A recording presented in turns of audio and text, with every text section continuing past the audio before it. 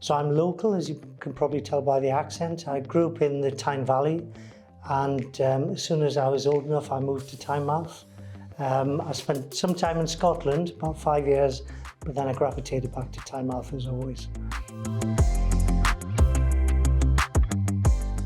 So I went to school at what was the old Walbottle Grammar School, which has long since been razed to the ground. Went to Newcastle Medical School, did my early medical training in Newcastle, and as I said before, I moved to Edinburgh after that, and then gravitated back to Newcastle after that.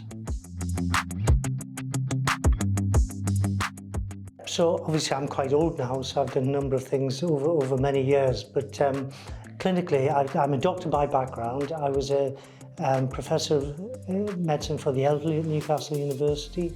My interest has always been in acute stroke, the treatment of acute stroke and the prevention of stroke, and that was where I did all my research. And I established stroke services in Gateshead and then in Sunderland. I developed an interest in medical education. I was the Director of Medical Education at Sunderland Royal Hospital, and I was also an undergraduate dean for the medical school for medical students at Newcastle. And that sort of led me into clinical leadership. So I moved into the role as postgraduate dean for the Northeastern Cumbria, where I oversaw the training, assessment and recruitment of medical and dental students. And I did that for about 3 years. And then I moved again into clinical leadership role at County Durham and Darlington as Executive Medical Director there.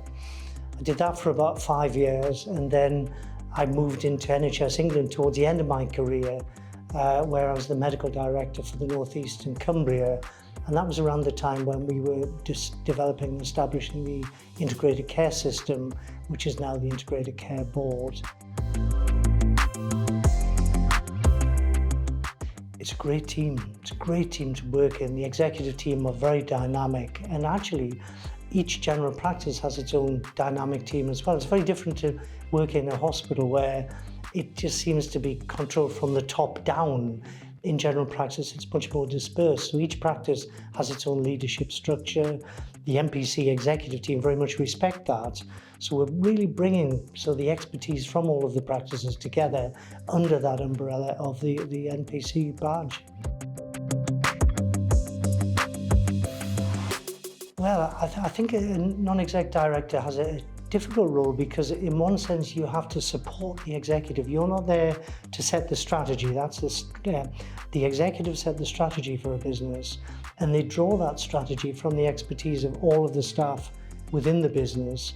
And as a non-executive, you take a helicopter view, looking above, trying to determine whether the strategy is appropriate, whether it can be delivered, what we need to deliver it with, and how we help staff get there to deliver that strategy. Well, I think what I would like to see this year is for us to position ourselves as being the very best. We think we are already, but the very best recognised not just regionally, but also on a national platform as well. Because I think what that does is it gives staff even more pride in the work that they do. It would help us recruit more practices, but I don't think that's the overall driver. The overall driver has to be to do what's right for patients and what's right for staff, so they feel really valued and want to stay with us. And that changes with time, so the staff have to tell us that. I can't tell them that. The staff are the experts who come to us and say this is the best way forward. I think we've got a challenge this year because obviously we've got an election and there'll be another political imperative and direction given to it, I'm sure, but I think the staff can influence that, and we can be their voice to influence politically what's happening on the national stage.